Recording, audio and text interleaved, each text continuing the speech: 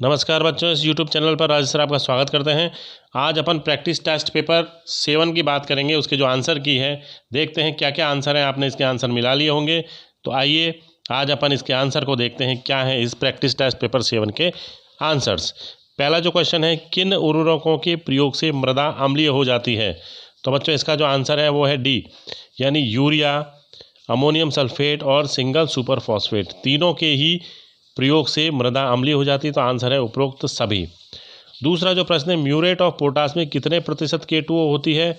इसमें होती है 60% पोटेशियम के रूप में K2O पाया जाता है। प्रश्न नंबर 3 है बच्चों, यूरिया में नाइट्रोजन किस रूप में होती है। यूरिया में जो नाइट्रोजन होती है वो नाइट्रेट के रूप में पाई जाती है। अगला प्रश्न है, सल्फेट ऑफ पोटास में कितने प्रतिशत पोटेशियम पाया जाता है। इसका आंसर है ए, 48% पोटेशियम पाया जाता है। अगला प्रश्न है बच्चों 5वां, सल्फेट ऑफ पोटास का रासायनिक सूत्र क्या होगा। इसका रासायनिक सूत्र होता है K2SO4, potassium sulphate. Ammonium sulphate उर्वरक मृदा पर प्रभाव डालता है, अम्लीय प्रभाव डालता है। DAP उर्वरक का रासायनिक सूत्र क्या होता है बच्चों। तो इसमें देखो बताया, इसका आंसर है C,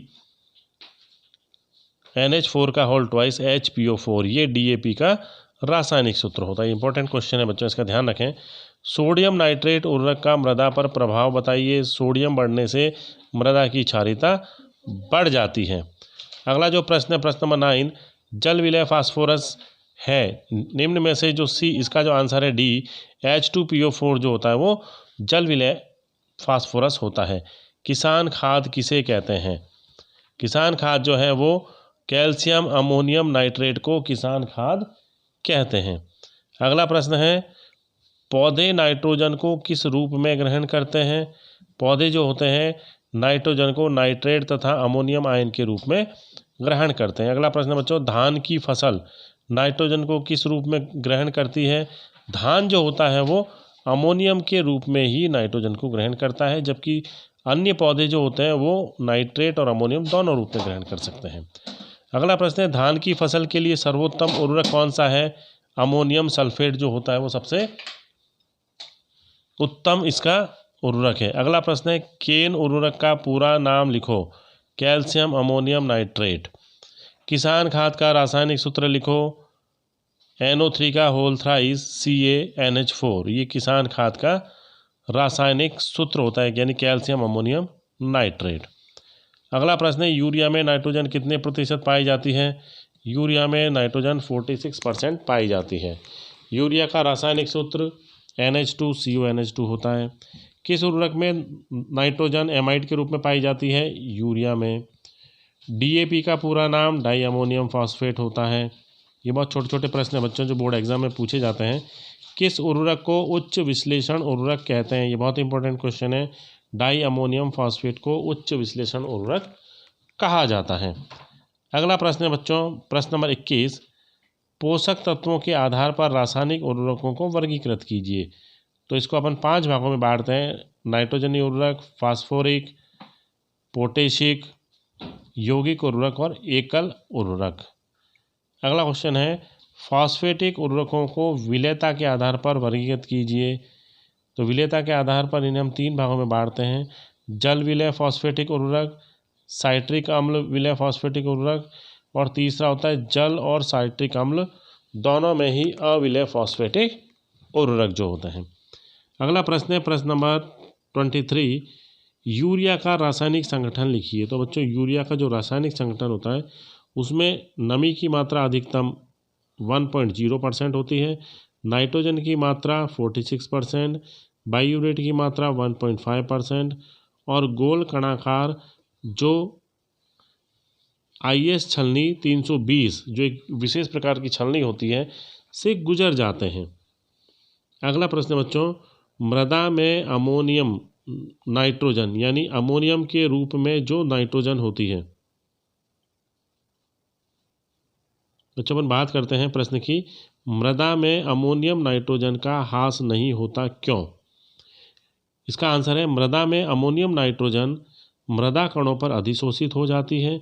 इसकी कुछ मात्रा पौधों द्वारा ग्रहण कर ली जाती है, इस कारण मृदा में अमोनियम आयन का ह्रास नहीं होता। अगला प्रश्न है अमोनियम सल्फेट अथवा क्षारीय यौगिकों के साथ प्रयोग नहीं करना, यानी चूना अथवा क्षारीय यौगिकों के साथ प्रयोग इसका नहीं करना चाहिए, क्यों?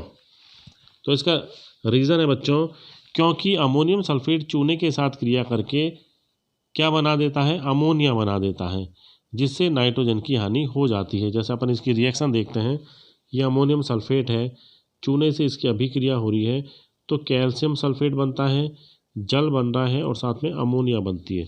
तो अमोनिया जब बनती है तो ये गैस के रूप में होती है और वायुमंडल में चली जाती है, इससे नाइट्रोजन की क्षति होती है, हानि होती है। अगला प्रश्न बच्चों, सिंगल सुपर फॉस्फेट को निम्नलिखित बिंदु के आधार पर समझाइए। तो इसके जो पॉइंट हैं, रासायनिक सूत्र, रासायनिक नाम, संगठन, फसलों पर दो प्रभाव और इसका फसल पर प्रभाव, है ना।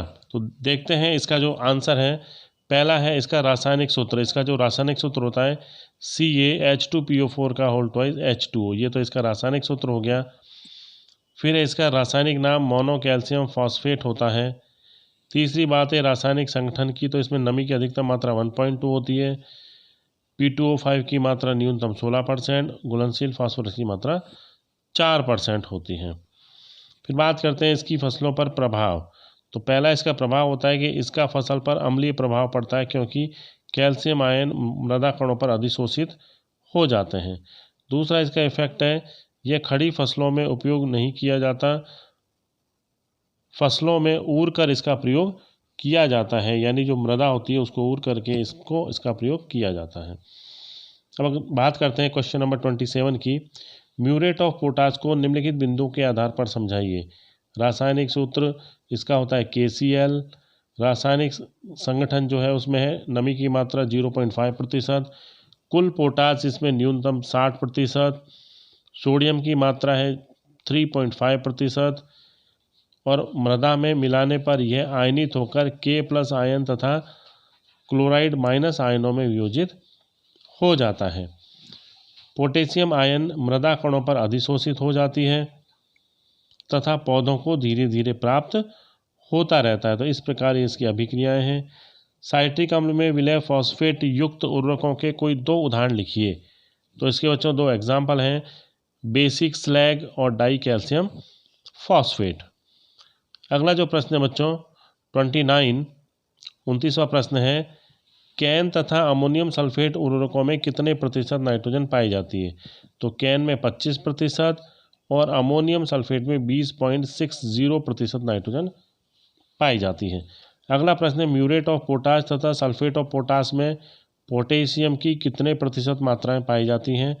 म्यूरेट ऑफ पोटाश में 60%, सल्फेट ऑफ पोटाश में 48 से 50% तक पोटेशियम की मात्रा पाई जाती है। ठीक है बच्चों, अगला प्रश्न है इसमें प्रश्न नंबर 30, यह अंतिम प्रश्न था इसका। तो ये जो टेस्ट पेपर है अपना 7 टेस्ट पेपर, इसके आंसर की आपने देख ली होगी, आपने मिला लिया होगा आपके कितने क्वेश्चन सही हैं। अगला जो टेस्ट पेपर होगा 8वां, उसकी आंसर की लेकर मैं जल्दी आऊँगा। तो आप मेरे चैनल को सब्सक्राइब कीजिए। चैनल नेम है केमी साइंस विद राजेश सर। ज़्यादा से ज़्यादा इसको शेयर करें और सब्सक्राइब करें। धन्यवाद।